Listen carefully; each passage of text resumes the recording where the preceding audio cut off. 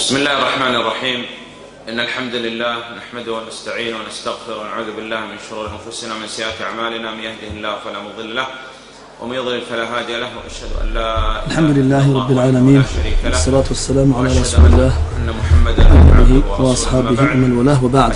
On a fini, grâce à Allah, dans le cours précédent, ce qui a un lien avec le chapitre relatif à l'aumône obligatoire et à l'aumône surérogatoire du livre de Cheikh Abdurrahman al-Sa'di, Manhaj al-Salikin. On va réviser ce qu'on a vu précédemment dans le chapitre de la zakah. Donc déjà, la définition linguistique du mot zakah qui vient de la croissance. Et la zakat a été appelée ainsi en rapport avec cette origine car elle fait croître l'argent qu'on possède, les biens qu'on possède. Si tu regardes aujourd'hui ou maintenant, si tu observes bien la zakat, il y a des gens qui croient qu'elle diminue tes biens, alors qu'en fait, en vrai, elle augmente tes biens. Quand tu regardes bien, par exemple, les intérêts, l'usure, tu crois que ça rajoute, alors qu'en vrai, Allah Ta'ala, il répugne les intérêts et il fait croître les aumônes. Il fait rajouter les biens pour ceux qui donnent les aumônes. Ce qui reste, c'est ça. Et c'est à ça qu'Allah Ta'ala donne succession avec plus que ce que toi tu as donné en aumône. Ensuite, dans la zakat, il y a dans cela la satisfaction d'Allah subhanahu wa ta'ala, une croissance de tes biens. Il y a aussi une prise en compte sociale, c'est-à-dire qu'on prend enfin attention aux gens autour de nous. Il y a aussi dans cela une suppression de la rancune et de la rancœur qui se trouve dans le cœur de certains pauvres, qui bien sûr a été instauré par le shaitan. Et quand tu lui donnes ton aumône, et ça fait partir ces sentiments qui résident dans les cœurs des pauvres. On a appelé l'aumône surérogatoire sadaqa. Pourquoi? Parce qu'elle indique la véracité de celui qui la donne. Parce que le mot sadaqa, il a un lien avec sidq, qui veut dire la véracité. Donc celui qui donne une sadaqa, une aumône, ça veut dire que ça indique, c'est une preuve qu'il est sincère et véridique avec Allah Ta'ala dans ses actions. Ça c'est la définition linguistique et l'origine. Quant à la définition islamique, c'est une adoration qui consiste à sortir une partie précise d'un bien précis pour une catégorie de personnes précises.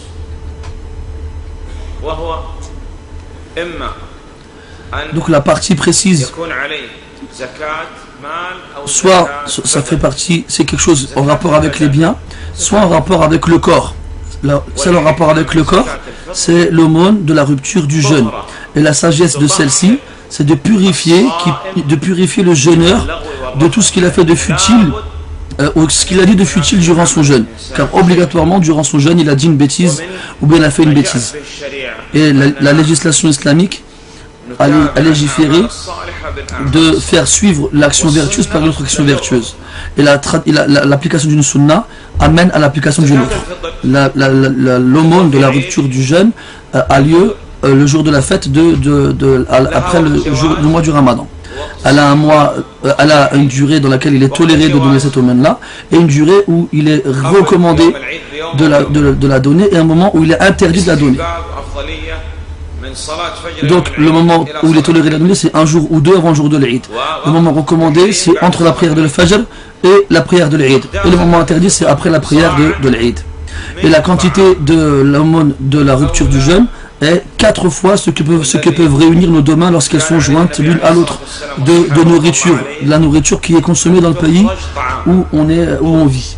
Et donc on doit la sortir en nourriture, c'est ce que le prophète sallallahu alayhi wa sallam a ordonné. Et il faut donc que ce soit avec les denrées alimentaires qui sont consommées dans le pays dans lequel on vit. Ceci c'est meilleur pour les pauvres qui sont dans le pays dans lequel on vit. Quant à l'aumône en rapport avec nos biens, quels sont les biens qui sont concernés par l'obligation de la zakat, de l'aumône? Ils sont au nombre de 4. donc les bestiaux qui vont paître dans des endroits qui n'appartiennent pas à leurs propriétaires, donc aux bergers entre guillemets, ceux qui possèdent ces troupeaux-là, et ceux qu'ils mangent, c'est des choses naturelles qu'Allah il a fait pousser, qu'Allah il a créé, sans faire participer l'être humain. C'est-à-dire que c'est pas l'être humain qui va nourrir les bêtes, mais elles vont paître et se nourrir de ce qu'Allah il a créé. Et quand on parle des bestiaux, ça fait référence aux camélidés, chameaux et assimilés, aux bovins, bœufs et assimilés, et al-ghanam, ce qui inclut les ovins et les caprins et assimilés, donc moutons, chèvres et assimilés.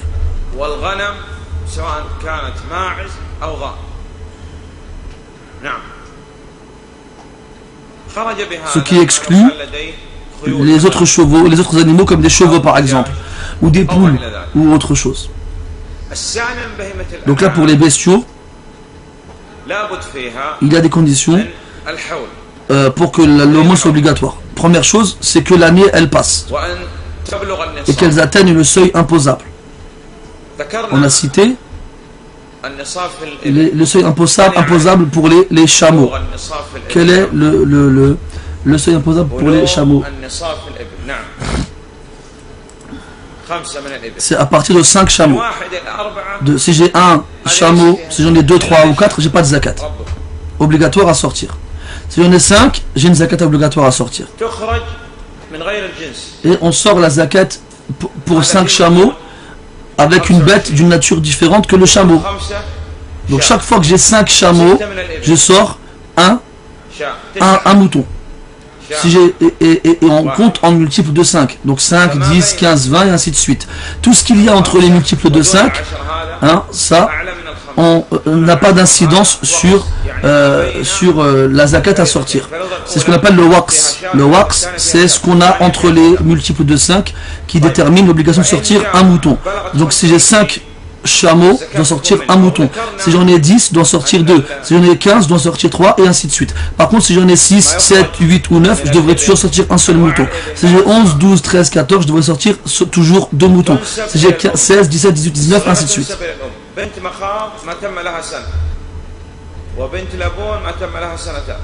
Après, on a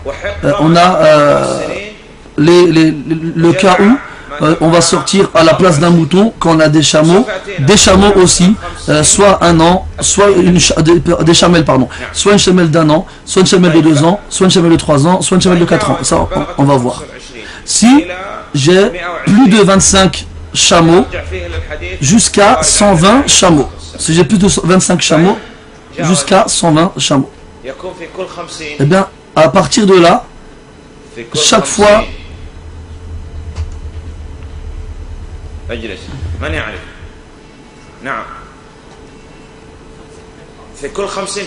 Voilà.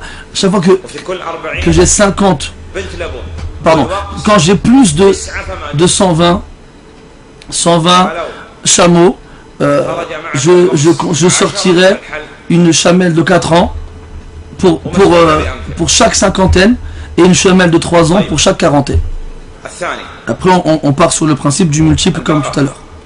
Ensuite on a les bovins et assimilés. J'ai un veau qui a 1 an et j'ai un veau qui a 2 ans. Si j'ai 30 bœufs jusqu'à 39, je sors un veau d'1 an.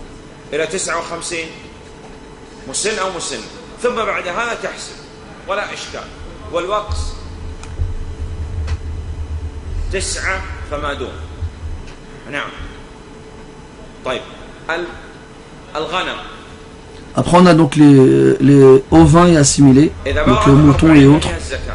Si on a plus de 40, il y a une zakat. Si on a moins, il n'y a pas de zakat.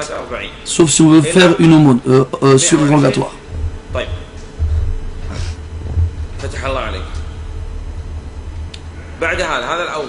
Donc ça c'était pour les bestiaux.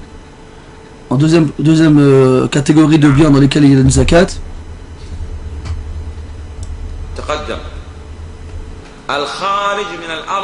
tout ce qui sort de la terre, que ce soit ce qu'il y a à l'origine des graines ou autre. Et là-dedans, on va pas voir comme condition est-ce qu'une année complète, elle passe. À partir du moment où on fait la récolte, on doit en sortir la zakat. Et quand on dit al-hubub wa thimar, donc les grains et ce qui pousse de la terre sur des branches, donc est-ce qui sort directement de la terre et est-ce qui sort de la terre sur des troncs, sur des branches, mais c'est pas des fruits ni des légumes, ça exclut les légumes, les légumes et les fruits. Si jamais ce qui a été récolté a été arrosé par le ciel, c'est-à-dire par la pluie, on en sortira le 10e en tant que zakat. Si par contre c'est nous qui avons participé pour les arroser, ça vient de notre propres efforts, alors ce sera la moitié du 10e. Troisième catégorie, l'or et l'argent. Et la monnaie de papier, ce qu'on appelle les billets de banque ou bien les pièces. Pour l'or, il faut obligatoirement qu'une année entière elle passe et atteindre le seuil imposable, que ce soit de l'or ou de l'argent. Pour l'or, le seuil imposable, c'est 85 grammes d'or ou plus. Si c'est inférieur à cela, il n'y a pas de zakat obligatoire dessus, sauf si on veut faire une aumône surérogatoire. Pour l'argent, c'est 595 grammes ou plus. Quant à la zakat pour l'argent, donc les monnaies, la monnaie de pièces ou de billets, qu'est-ce qu'on fait? Donc lorsque l'année elle passe, on regarde combien on a d'argent. Et tu regardes la valeur de 85 grammes d'or en monnaie ou 595 grammes d'argent en monnaie. Le minimum des deux, ce sera le seuil imposable pour le système monétaire d'argent ou de pièces ou de monnaie. Et qu'est-ce que tu dois sortir de ton capital? Tu divises par 40. Et le résultat, ce sera ce que tu devras sortir. Quatrième et dernière catégorie dans laquelle on doit sortir la zakat obligatoirement, les bénéfices générés par le commerce. Donc tout ce qui a été acheté ou préparé pour être acheté ou vendu ou pour faire du commerce. Et ce chapitre-là, c'est le chapitre le plus large. Il englobe toutes choses. Ça va concerner les fruits et les légumes. Quelqu'un a un grand magasin, un supermarché. Il y vend des pommes, des oranges, du riz, du céleri ou autre chose. Et plein d'autres choses. On a dit que si ça sort de la terre, il n'y a pas de zakat normalement dessus. Mais comme là c'est dans le but du commerce, alors il devra sortir la zakat dessus obligatoirement. Car ça a été fait pour le commerce.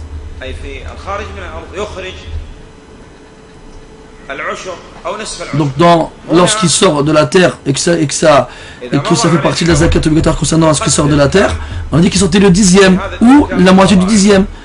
Ici, là c'est pas pareil. Là, on va valoriser la marchandise et on va le diviser par 40. On va diviser le total de la valeur par 40 et en sortir donc le résultat en zakat obligatoire.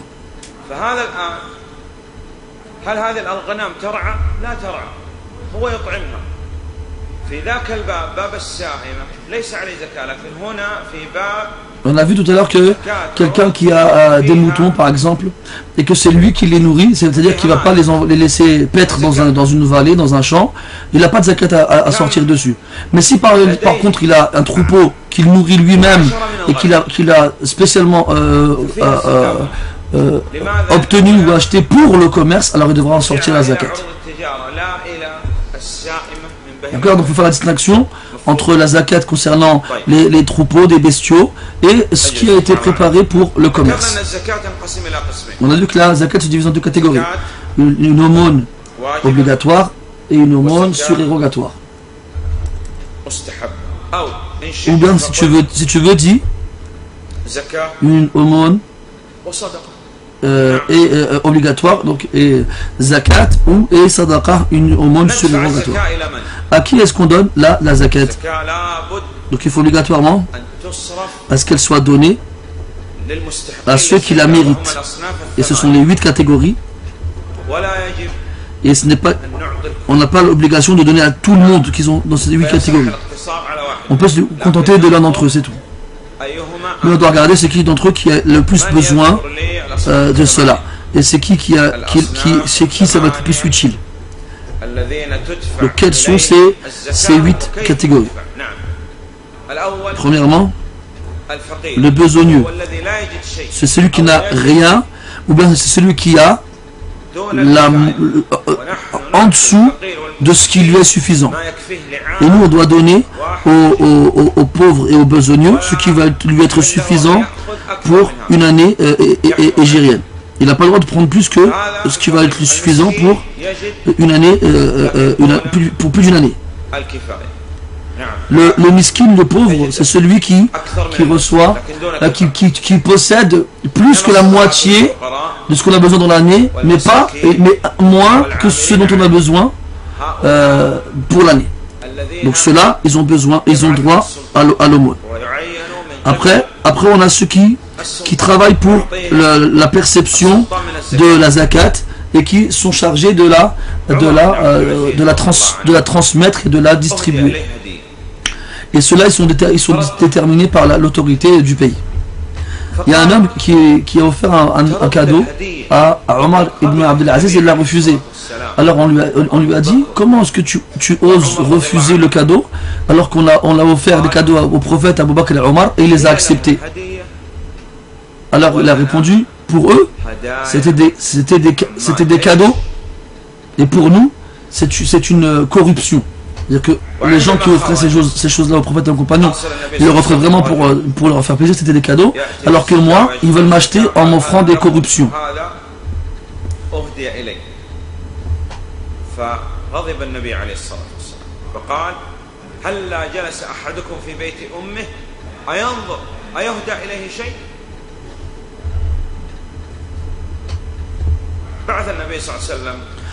Le prophète sallallahu alayhi wa sallam, il a envoyé un homme parmi les compagnons radiyallahu anhum aux juifs. Ils lui ont dit, voici ça, c'est pour toi. Et il a répondu, moi je ne prends rien de ce que vous me donnez. Et je ne prendrai rien de plus que ce que vous devez me donner. Alors ils lui répondirent, c'est par ça que les cieux et la terre, ils sont maintenus. C'est-à-dire par quoi? Par la justice. Donc le prophète il a envoyé cet homme-là chez les juifs pour qu'il récupère les impôts. Et ils ont voulu lui donner plus et il a refusé. Et c'est ça l'équité, la justice.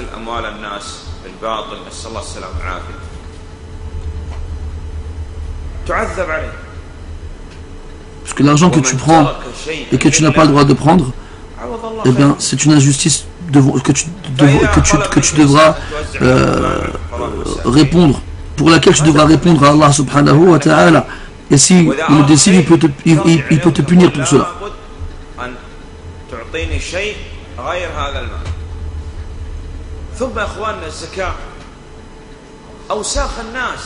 Et sachez que l'aumône, ce sont les choses dont se débarrassent les gens, d'accord? C'est pour ça qu'ils purifient les biens. Et c'est pour ça que il ne faut pas prendre l'argent des gens si on n'en a pas besoin. Et c'est pour ça que le prophète sallallahu alayhi wa sallam ne recevait pas, il n'avait pas le droit de prendre l'aumône. Il faut faire attention à la mendicité.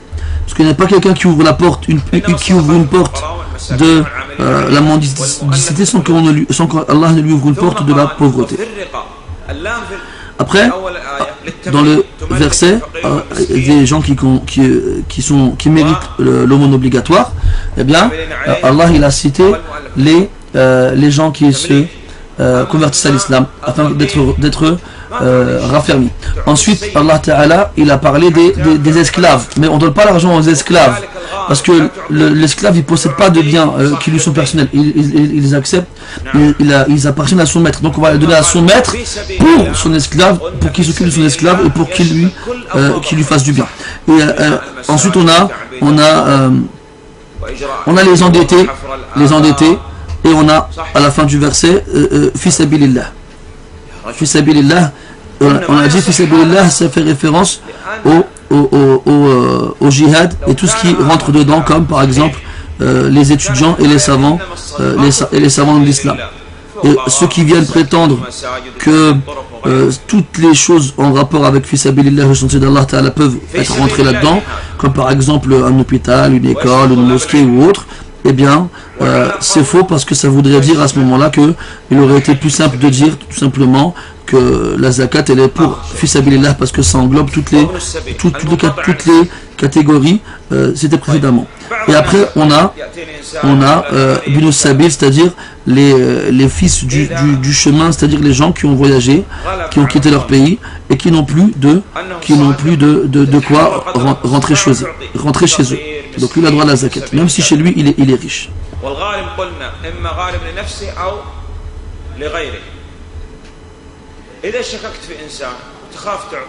Si jamais tu as un doute sur quelqu'un, par exemple qui est endetté, ou bien quelqu'un qui est comment il s'appelle, le vagabond, alors tu regardes, si tu as un doute, qu'est-ce que tu fais? Tu vas lui acheter le billet et tu lui donnes. Et tu ne donnes pas l'argent à ce moment-là. Et alhamdulillah. Si quelqu'un vient, il te demande de lui donner la zakat et tu as un doute, et tu penses qu'il va servir de cet argent pour acheter de la drogue par exemple, qu'est-ce que tu fais?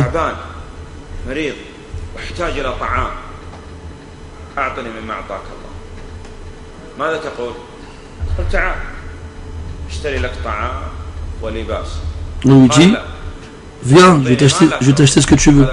Comme ces gens-là qui sont douteux, généralement, quand tu leur proposes d'acheter à leur place ce dont ils se prétendent avoir besoin, ils refusent. Ils disent non, donne-moi l'argent, je vais me débrouiller tout seul. Eh ben lui, tu lui donnes pas. C'est pas normal. Maintenant, si quelqu'un, il vient, il accepte que tu l'achètes à sa place, eh ben, Inch'Allah, il est véridique et là, il n'y a pas de problème.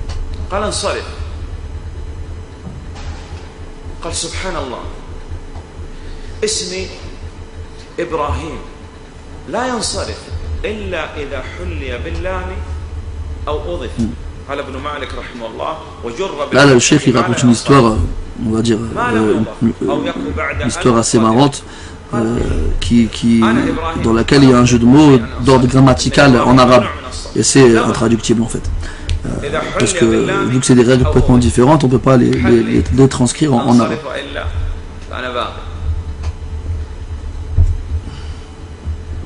طيب بقي شيء بقي نعم كيف نعم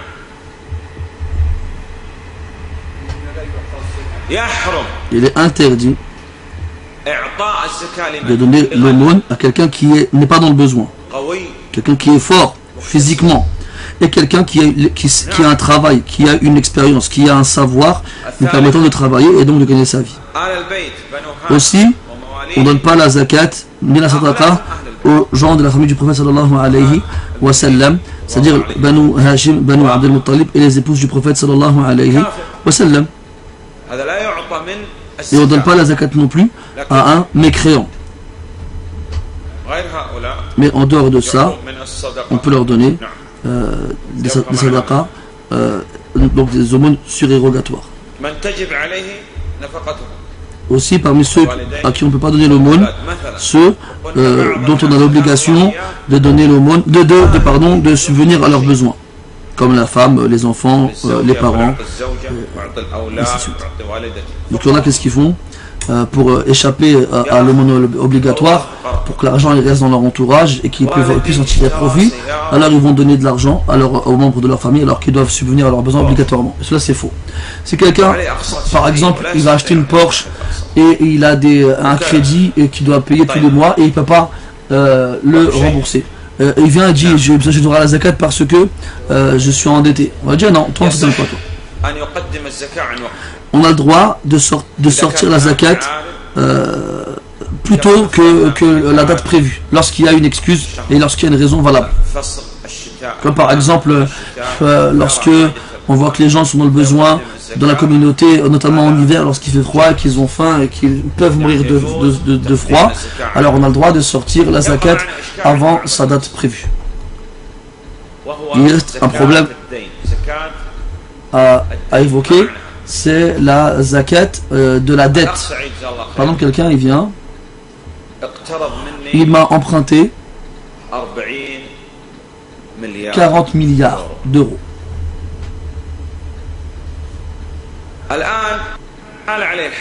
Après, il y a une année qui est passée. Une année complète est passée. Est-ce que moi, je dois sortir la zakat de cet argent que je lui ai prêté ou pas? La réponse est à détailler. Quel est le détail? Si celui qui m'a emprunté cet argent-là, il a de l'argent et il ne demande pas à ce qu'on lui ajourne le délai fixé pour rembourser.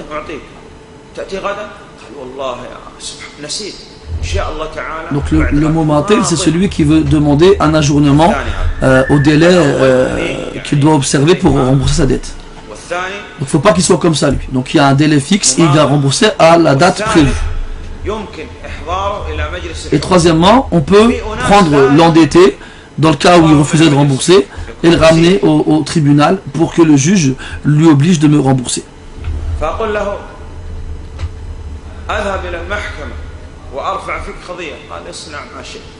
Il y a des gens qui te prennent de l'argent et quand ils refusent de te rembourser, tu veux les menacer et leur dire que si soit tu me rembourses, soit je te ramène chez le tribunal. Ils s'en fichent, ils te disent vas-y parce que ça, il te fera rien et j'ai rien à craindre avec toi.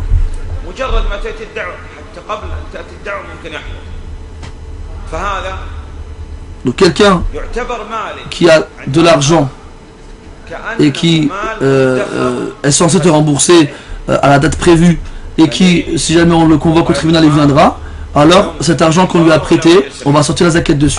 Oui.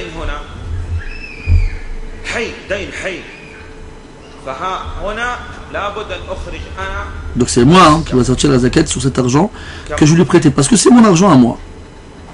Si j'ai prêté 40 milliards d'euros, je vais devoir sortir 1 milliard d'euros.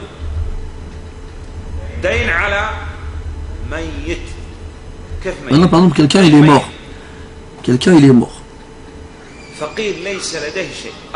C'est-à-dire quelqu'un il avait rien du tout et il m'a pris de l'argent. C'est-à-dire que lui, c'est pas seulement il ajourne le délai qu'on s'était fixé, mais en plus de ça, il est injoignable. On peut l'appeler toute la journée, il répond jamais au téléphone. Et il n'y a pas moyen d'attraper pour le ramener au tribunal pour pouvoir se plaindre de lui. Il a des connaissances et il a pas de papier, on peut pas l'attraper, on sait pas il est où. Donc lui, si je lui prête de l'argent et que j'ai pas de moyen de récupérer cet argent, alors là, j'ai pas de zakat à sortir sur l'argent que je lui ai prêté. Si par contre, au bout de 10 ans, il surgit et il vient et me dit j'ai fait Taouba, je me suis repenti et je te rends ton argent. Est-ce qu'on va devoir sortir la zakat sur les 10 années précédentes ou non? Et ça, moi, ils ont dit non. Ils ont dit on ne sort que sur la dernière année en cours. Et on appelle cette question, on appelle l'aumône de la dette. Si jamais, autre chose, si jamais j'ai de l'argent, ou bien des biens. Ce bien-là, j'ai donné à un tel parmi les gens. Je lui dis, ça c'est un dépôt chez toi. Tu n'as pas le droit de t'en servir. Tu le prends tel que je te le laisse. Et tu ne peux pas, tu ne peux rien en faire. À partir du moment où il en prend quelque chose, et il dit par exemple, il ne sait pas, alors je lui rendrai quand je pourrai.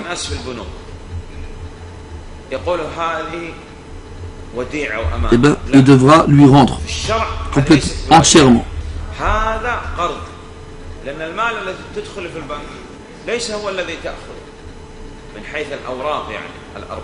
Donc dans les banques aujourd'hui, l'argent que tu déposes à la banque et que tu retires par la suite, c'est pas l'argent que tu as déposé toi, c'est un autre argent parce qu'il tourne. Donc en vrai, c'est pas, tu retires pas ton argent, tu empruntes à l'argent d'un autre. C'est pour ça que tant que tu peux, évite de t'approcher des banques, pardon. Si tu es capable de ne pas les approcher, eh bien fais-le. Et celui qui craint Allah Ta'ala, Allah lui favorise une issue et lui apporte sa subsistance sans qu'il ne sache d'où elle vient. Après on passe au chapitre du jeûne. D'un point de vue linguistique, le mot siyam signifie l'abstinence. D'un point de vue islamique, c'est une adoration qui inclut le fait de s'abstenir de la nourriture et de la boisson et de tout ce qui fait rompre le jeûne, du lever de l'aumône véridique jusqu'au coucher du soleil. Ça, c'est la définition islamique du jeûne. Donc le jeûne, si on le résume, c'est une abstinence accompagnée d'une intention. Si jamais il s'abstient sans avoir d'intention, son jeûne n'est pas valide. Si jamais il a l'intention mais il ne s'abstient pas, eh bien, son jeûne n'est pas bon non plus. Donc d'après ce qu'on vient de voir, ce qu'on a précédemment, il y a des jeûnes obligatoires et des jeûnes surérogatoires. Il y a 3 types de jeûnes obligatoires. Le jeûne du mois du Ramadan, le jeûne dans les expiations et le jeûne dans les vœux pieux.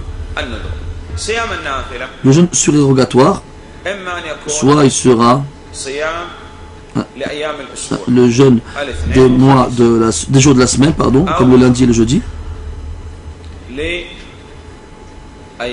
ou bien les jours du mois, comme les jours de pleine lune, 13, 14 et 15 de chaque mois, ou bien il sera dans les mois, comme le mois de Muharram,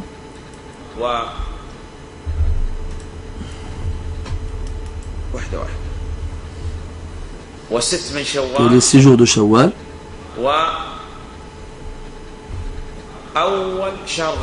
et le début du mois de Dhul Hijjah, les 9 premiers jours.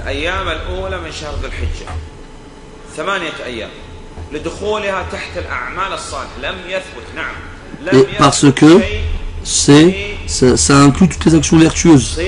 Donc il n'y a rien d'authentique au niveau du jeûne de ces jours-là. Sinon le fait que le jeûne rentre dans les actions vertueuses et qu'il est recommandé de faire des actions vertueuses durant ces 8 jours-là, alors on jeûne ces jours-là. Et aussi on a le fait de jeûner un jour et de rompre un jour. Et on a aussi ce qui concerne le jeûne du mois de Sha'ban. Donc le jeûne surérogatoire, c'est tout cela. Si tu veux, tu peux dire jeûne obligatoire, jeûne surérogatoire et jeûne interdit aussi. Jeûne interdit, le fait de jeûner le jour des 2 fêtes, et le jour d'août, et le jour du vendredi, tout seul. Et aussi le samedi et le mois de Rajab. Et les 3 jours qui suivent la fête du sacrifice, le 11, 12 et 13 du mois de Dhul Hijjah. Donc on a dit jeûne obligatoire, jeûne interdit et jeûne surérogatoire. On rentre aussi dans le jeûne interdit, le fait de jeûner tout le temps. Celui qui jeûne tout le temps, il n'a ni jeûné ni rompu le jeûne. Donc l'obligation de jeûne du mois de Ramadan est prouvée par le Coran, la tradition prophétique et le consensus de la communauté. Quand est-ce que le mois du Ramadan il commence? Lorsqu'on voit le croissant de lune, ou bien que le mois de Sha'ban qui précède le mois de Ramadan est fini par 30 jours. Et cette question-là, les savants en ont parlé. Donc ne va pas te fatiguer à plus que cela. Et le jeûne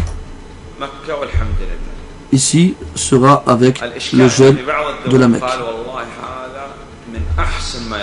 Les gens ont dit quoi par rapport à ça? Ils suivent la Mecque pour le Ramadan, pour le début du mois et la fin du mois, et aussi le début du jeûne et la fin du jeûne avec les horaires de la Mecque. Dans certains pays, pendant le Ramadan, ils jeûnent 20 heures. Alors ils se sont dit quoi? On va suivre les horaires de la Mecque dans le jeûne et on va arrêter au moment où ils arrêtent. Parce qu'à la Mecque, ils jeûnent seulement 10 heures. Et bien sûr, cela il faut.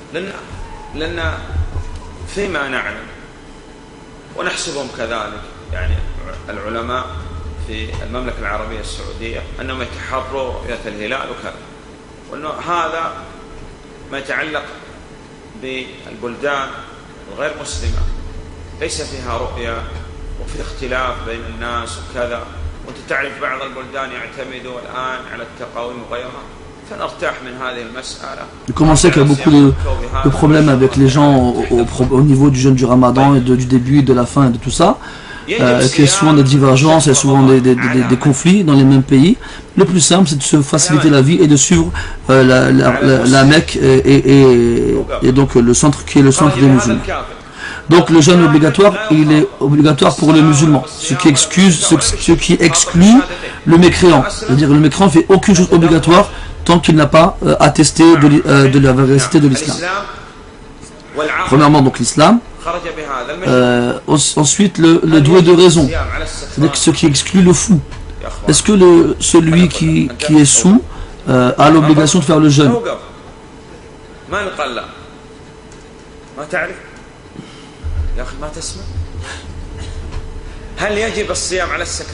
Est-ce que le jeûne il est obligatoire pour le sous?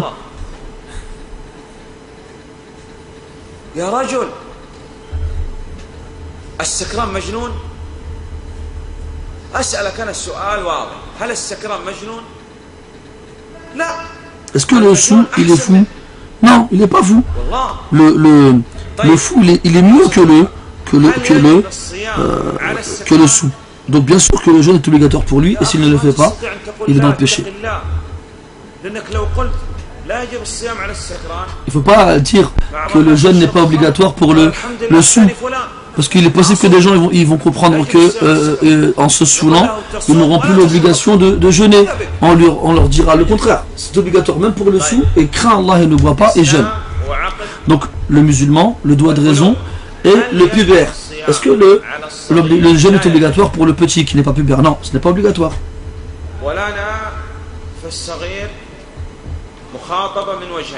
Et on va s'adresser au petit de deux façons. Premièrement, on va l'inciter à jeûner. Et on va inciter le tuteur à jeûner et à montrer l'exemple aux enfants autour de lui. Ce qui est étonnant, mais est énormément, c'est de voir des petits jeûner. Et si on demande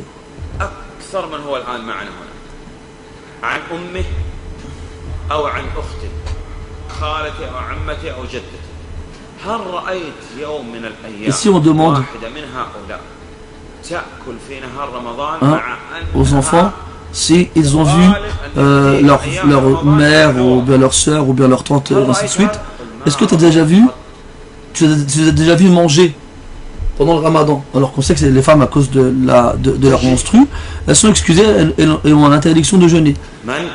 Et quand tu demandes aux enfants depuis leur plus jeune âge, eh bien, ils te disent qu'ils ne se souviennent pas avoir vu leur mère ou bien leur fille, leur soeur ou bien leur cousine ou bien leur tante manger devant tout le monde pendant le mois du Ramadan. Ça, c'est les femmes. Qu'est-ce qu'on va dire alors de ces hommes qui prétendent être musulmans et qui se permettent de manger devant tout le monde pendant le mois du Ramadan et à fumer? Donc on a dit musulman, de raison, pubère et être capable de jeûner, ce qui exclut celui qui n'est pas capable de jeûner, soit parce qu'il est malade, ou bien parce qu'il est en voyage, ou bien parce qu'il est vieux, trop vieux.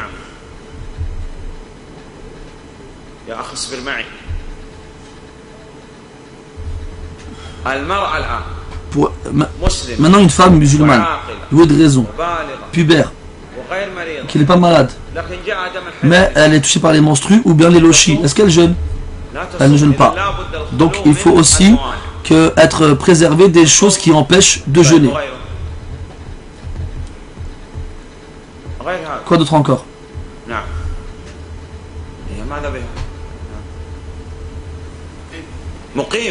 Il faut être résident, ce qui exclut le voyageur. Et bien sûr capable, ce qui exclut l'incapable. Résident, ce qui exclut le voyageur. Le voyageur n'a pas l'obligation d'accomplir le jeûne. Mais le mieux et la priorité pour le voyageur est de jeûner. Pourquoi? Parce que c'est l'action du prophète sallallahu alayhi wa sallam. Et il y a dans cela l'opportunité de jeûner avec les gens. Donc c'est plus facile.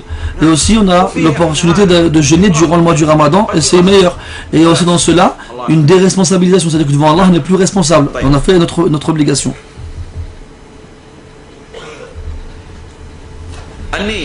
Ensuite, on a l'intention pendant le jeûne. Est-ce qu'il y a une différence entre le jeûne pour l'obligation ou pour l'acte surérogatoire? Est-ce qu'il y a une différence dans l'intention entre le jeûne obligatoire et le jeûne surérogatoire? Oui. L'intention dans le jeûne obligatoire, il faut obligatoirement la voir durant la veille, la nuit précédente, le jour de jeûne. Il suffit que tu sois informé que le mois du Ramadan a commencé. Eh bien, est-ce qu'il doit faire? Qu'est-ce qu'il doit faire? Est-ce qu'il dit à voix haute: oh Allah, j'ai l'intention de jeûner cette année 2013 dans telle ville en me basant sur les horaires de tel jour, et ainsi de suite. Est-ce qu'il a le droit de faire ça? Non. La place de l'intention, c'est le cœur. Et n'importe qui parmi nous, lorsqu'il entend que le mois du Ramadan commence demain, il a l'intention de le faire. Et il est suffisant de faire l'intention une seule fois pour tout le mois, la veille du premier jour. Quant au jeûne surérogatoire, on a le droit d'avoir l'intention de faire le jeûne du jour en question à n'importe quel moment de la journée, tant que le soleil ne s'est pas couché, à condition qu'il n'ait pas mangé, bu ou bien fait une des choses qui annule le jeûne. Donc par exemple, quelqu'un se réveille donc il se réveille dans la matinée, il mange, il boit, et après il dit quoi? J'ai envie de jeûner aujourd'hui. Est-ce que c'est bon ou pas? Non, ce n'est pas bon. Cependant, si il se réveille alors qu'il a l'intention de jeûner, et quand il se réveille, donc il jeûne. Après il mange et il boit. Après il se rappelle qu'il voulait jeûner et qu'il n'avait pas l'intention de manger. Qu'est-ce qu'il fait? Il continue de jeûner et n'arrête pas. Quelle est la maladie qui donne le droit de ne pas jeûner? Quelqu'un qui est blessé au doigt. Et on lui a dit: pourquoi tu ne jeûnes pas parce que pendant le Ramadan? Il dit: parce que je suis malade. Quelqu'un d'enrhumé qui éternue, il a mal aux yeux, il a mal aux dents. Est-ce qu'il a le droit de ne pas jeûner? Oui. Supposons deux personnes se disputent. Le premier dit au deuxième: il n'y a pas de douleur si ce n'est celle des yeux. Et il n'y a pas de souci si ce n'est le souci des dettes. Les dettes, c'est un souci la nuit et une humiliation le jour, qu'Allah facilite aux gens endettés. Le deuxième il dit: non, c'est pas ça. Non, tu te trompes. Il n'y a pas de douleur si ce n'est celle des molaires. Et il n'y a pas de souci si ce n'est celui du mariage. C'est qui gagne l'autre? Du mariage, pas du voyage, du mariage. C'est qui gagne? C'est le premier, bien sûr. Ou plutôt les deux. Allah, il n'a pas dit ça. Donc il y a des gens qui sont malades, comme ceux qui sont diabétiques par exemple. Et le docteur il leur dit que vous ne pouvez pas jeûner. Si jamais lui jeûne, eh bien c'est interdit pour le jeûner, c'est haram. Allah nous interdit d'être la propre cause de notre mort, de notre destruction. Et même s'il dit: moi j'aime le jeûne et je ne peux pas faire autrement que jeûner, on va lui dire: tu n'as pas le droit de jeûner, alors tu ne jeûnes pas.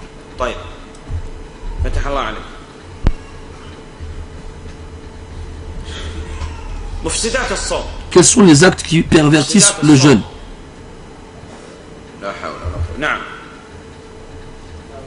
Le fait de manger et de boire fait volontairement, ce qui exclut ce qui a été fait par inadvertance et oubli. Et tout ce qui fait le même effet que ce qui est mangé ou bu.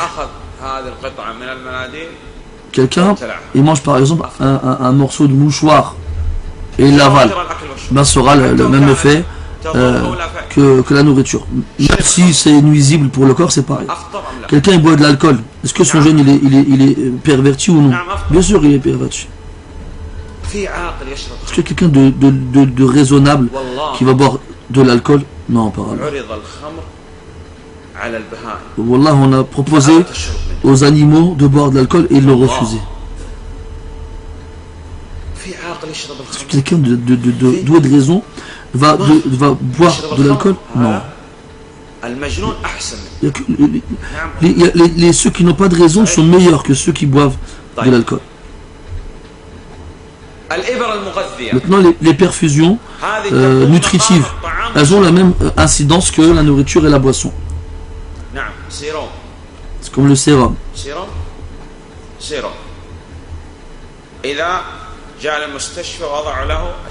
Si on va à l'hôpital et on nous met un sérum, eh bien son jeûne aura été perverti parce que ça a la même incidence que la nourriture et la boisson. Mais si quelqu'un il a pris de la morphine par exemple pour alléger la douleur, eh bien ça n'a pas la même incidence que la nourriture et la boisson. Donc ça ne va pas rompre son jeûne. S'il met des gouttes dans ses yeux, est-ce que son jeûne il est rompu? Non, non plus. Même s'il sent le goût de la goutte dans sa gorge, est-ce que son jeûne il est valide ou non?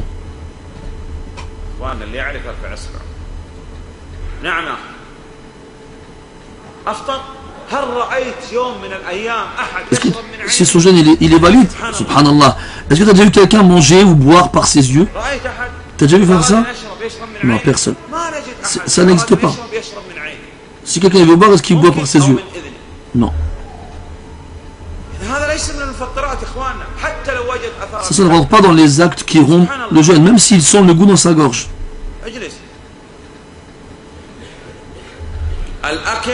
Donc manger, boire et tout ce qui a le même effet que la nourriture et la boisson, ou tout ce qui apporte la même finalité que la nourriture et la boisson, et tout ce qui passe par le conduit de la nourriture et de la boisson. Quant aux piqûres pour l'anesthésie ou bien les choses qui ont pour but d'amoindrir la douleur ou bien les gouttes dans les yeux, ça n'a pas d'incidence sur le jeûne. نعم ماذا لديك؟ ما شاء الله. وهذا تتكلم عربي؟ طيب أسفل اللغة الفرنسية. نعم الحمد لله. إذا لا تتكلم تقدم تعال هنا هكذا أحسن. طيب donc manger et boire et tout ce qui passe par le conduit qui est emprunté par la nourriture et la boisson et tout ce qui a la même finalité que la nourriture et la boisson dans les faits. Le rapport charnel,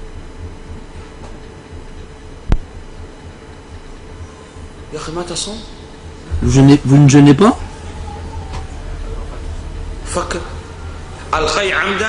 Se faire vomir volontairement, la masturbation, ce qui exclut quelqu'un qui éjacule en dormant, la saignée,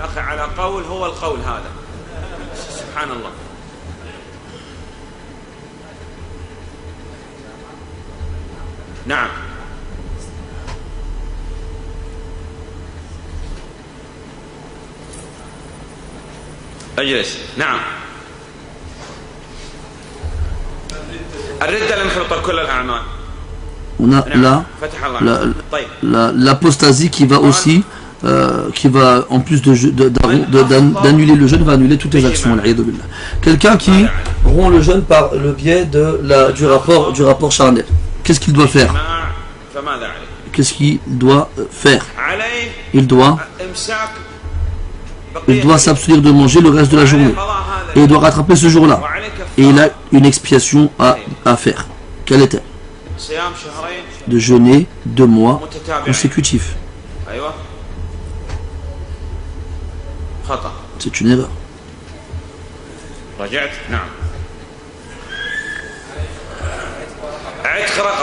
Donc premièrement, affranchir un esclave. S'il ne trouve pas de quoi affranchir un esclave, il doit jeûner 2 mois consécutifs. Et bien sûr, c'est des mois islamiques. Et ça, ce n'est jamais, on doit prendre en compte les mois qui ne sont pas islamiques. Ce ne sont pas les nôtres. Nous, toujours, on se base sur les mois islamiques.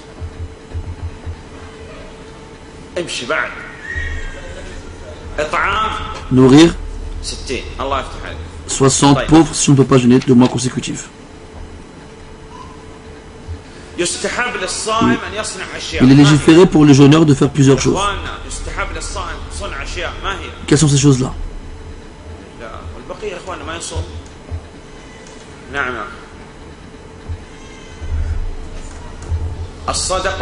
Jeûner, faire l'aumône, pardon, invoquer Allah subhanahu wa ta'ala, lire le Coran, faire la prière de Tarawih,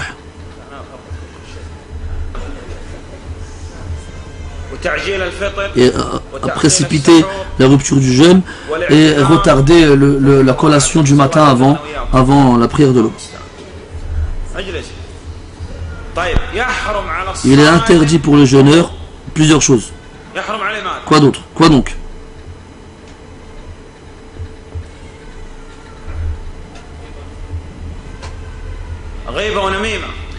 De faire de la médisance ou bien de colporter des ragots, de regarder les chaînes de télé dans les jours du Ramadan et même dans les nuits. Ils ont interdit aussi, qu'on a dit, la médisance et le colportage des ragots. Quoi d'autre encore?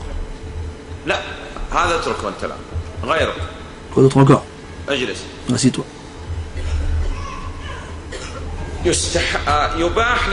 Il est autorisé aux jeûneurs. Quoi? Qu'est-ce qui est autorisé aux jeûneurs? Est-ce qu'il a le droit de se rafraîchir, de prendre une douche? Oui, il a le droit. Est-ce qu'il a le droit de goûter la nourriture s'il y a un besoin? Oui, il n'y a pas de mal. Il a le droit de goûter seulement, afin de savoir si c'est suffisamment salé ou non. Comme la femme par exemple. Mais bien sûr, c'est dans le besoin. Le fait d'avaler la salive, c'est autorisé ou pas? Bien sûr, il n'y a pas de problème, parce qu'il n'a rien fait insérer dans sa qualité buccale, c'était déjà dedans. Si quelqu'un, il l'agresse verbalement en l'insultant, qu'est-ce qu'il fait? Est-ce qu'il lui répond? Bien sûr, il lui répond. Il lui répond, je jeûne. Comme Allah dit dans le Coran, lorsque les ignorants s'adressent à eux en les agressant, ils leur répondent je suis, ils leur répondent paix. Laissez-moi tranquille. Maintenant, qui peut me citer le jeûne surérogatoire? Avant cela, on a le jeûne dû au vœu pieux. Et le vœu pieux n'est pas une bonne chose. Et le prophète sallallahu alayhi wa sallam ne l'a pas fait. Et si c'était un bien, il nous aurait devancé dans cela, qu'Allah prie sur lui et le salue. Donc délaisse le vœu pieux, ne le fais jamais. Quant aux expiations, c'est la même façon que ce qu'on a cité dans le cas de la personne qui a rompu le jeûne à cause d'un rapport charnel. Donc on libère un esclave, ou bien on jeûne 2 mois consécutifs, ou bien on nourrit 60 pauvres.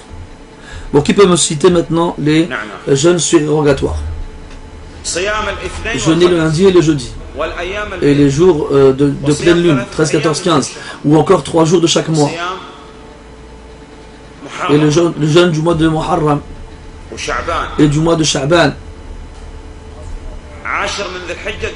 les 9 premiers jours de Dhul Hijjah, et avec ce qui inclut le jour de Arafat, tant qu'on ne fait pas le pèlerinage, et le 9, 10 et 11 du mois de Muharram, qui sont Ashura, les 6 jours de Shawwal. Pour les 6 jours de Shawwal, la priorité est de jeûner le 2e jour du mois de Shawwal, juste après le jour de l'Eid. Ça c'est mieux, c'est le plus sûr, et c'est priorité, afin qu'ils finissent de jeûner le 7e jour du mois de Shawwal. Cependant, qui est celui qui jeûne les 6 jours de Shawwal? C'est celui qui a jeûné le mois de Ramadan, car le prophète dit sallallahu alayhi wa sallam, celui qui a jeûné Ramadan, ce qui signifie que celui qui a des jours à rattraper, il ne peut pas jeûner les jours de Shawwal avant d'avoir rattrapé les jours qui lui manquent du mois de Ramadan. Il ne peut pas faire passer les surérogatoires avant l'obligatoire.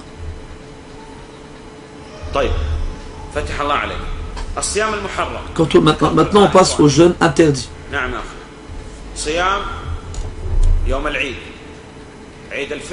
Le jour de l'Eid et les deux, du sacrifice et de la rupture du jeûne, et on va rajouter à cela les 3 jours qui suivent le jour de la fête du sacrifice. Le fait de jeûner le jour du doute, le fait de jeûner le jour du vendredi tout seul, ou bien le fait de jeûner le samedi tout seul. Donc celui qui veut jeûner vendredi, il jeûne avec le jeudi ou le samedi, avec bien sûr. Et le jour du samedi, il y a un qawl qui dit qu'il n'est pas bon, qu'il est détestable de jeûner ce jour-là. Il y a aussi le fait de jeûner le mois de Rajab. Ibn Rajab, rahimahullah, il dit, il n'y a aucun texte qui indique que le mois de Rajab a une vertu particulière. Donc il y a un qui indique, qui incite à le jeûner. Il reste une chose que les savants évoquent dans leurs livres, dans le chapitre relatif au jeûne. On a cité précédemment la prière du Tarawih. On en a parlé dans la prière. Il nous reste à voir maintenant la retraite spirituelle, al-i'tikaf, qui est une tradition prophétique très très importante que le prophète sallallahu alayhi wa sallam a toujours faite. Et ses épouses l'ont pratiqué même après sa mort. C'est-à-dire qu'ils s'isolent des gens, ils se retirent des gens. Qu'est-ce qui vient annuler la retraite spirituelle? Qu'Allah nous en préserve, l'apostasie et le rapport charnel et le fait de sortir de la mosquée beaucoup de fois, énormément. Celui qui sort sans raison et beaucoup de fois, eh ben, il n'est pas considéré comme quelqu'un qui s'est retiré spirituellement à la mosquée. Si quelqu'un il dit, il existe un hadith dans lequel il est dit qu'il n'y a pas de retraite spirituelle sauf dans les 3 mosquées. Le Cheikh Al-Uthaymin rahimahullah, que si le hadith il est authentique, ça fait référence à la retraite spirituelle complète, parfaite. C'est-à-dire que ce n'est pas dans toutes les mosquées, mais seulement dans les 3 grandes.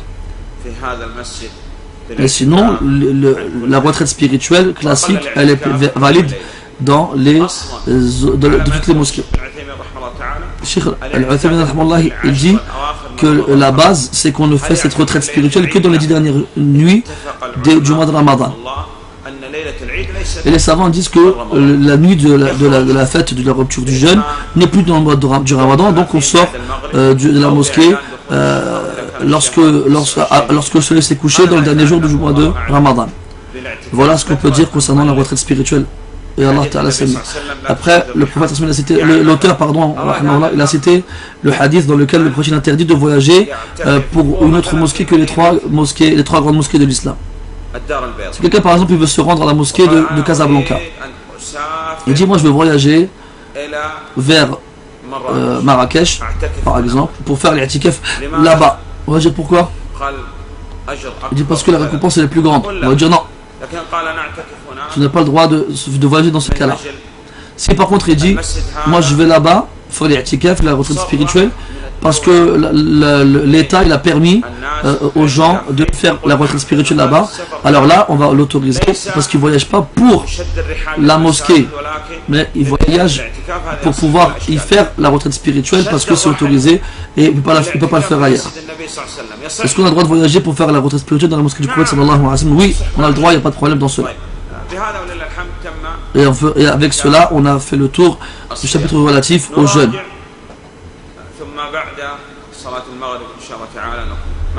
Donc on fait une légère révision et après on finira après la prière de Maghrib Inch'Allah Ta'ala.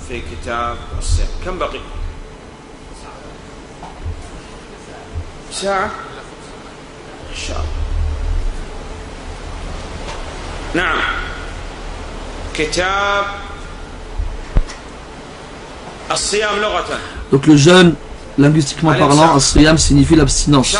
Et là, islamiquement parlant, c'est le fait d'adorer Allah Azza wa Jal. Il faut obligatoirement citer dans la définition l'obligation. Et quand on parle d'obligation, ça fait obligatoirement référence à l'intention. Et donc, si on résume la définition islamique du jeûne, du siyam, c'est une intention et une adoration et une abstinence. Donc, c'est le fait d'adorer Allah Ta'ala en s'abstinant de manger ou de boire ou de faire tout acte qui rend le jeûne, du lever de l'aube jusqu'au coucher du soleil. Et l'intention est différente pour le jeûne obligatoire et pour le jeûne surrogatoire. On a l'obligation de faire à la veille du premier jour du jeûne obligatoire l'intention. Alors que pour le jeûne surrogatoire, on a le droit de faire l'intention à n'importe quel moment de la journée, à condition que on n'ait rien fait qui annule le jeûne, je veux dire, avant. Et il faut savoir que la récompense elle ne sera comptée qu'à partir du moment où on a eu l'intention. Il y a plusieurs catégories du jeûne, obligatoire, recommandé et est interdit. Et selon un qawl, il y a un jeûne aussi détestable. Pour ceux qui voient que c'est pas interdit de jeûner le samedi, mais c'est détestable. Donc on a le jeûne obligatoire, c'est le mois du Ramadan, les expiations et les vœux pieux. Et les jeûnes solidaires, c'est ce qu'on a cité. Et on citera dans les jeûnes, aussi dans les jeûnes interdits et détestables comme on l'a cité précédemment. Qu'est-ce qui va annuler le jeûne? Qu'est-ce qui va annuler le jeûne? Et qu'est-ce qui est recommandé pour le jeûne ou interdit? On l'a vu précédemment aussi. On se contente de cela, Inch'Allah Ta'ala. Et on revient après la prière de le Maghrib, Inch'Allah Ta'ala. Et on commencera après le Maghrib le chapitre en rapport avec le pèlerinage. Wallahu a'lam wa sallallahu ala nabina Muhammad wa ala alihi wa ashabihi ajma'in.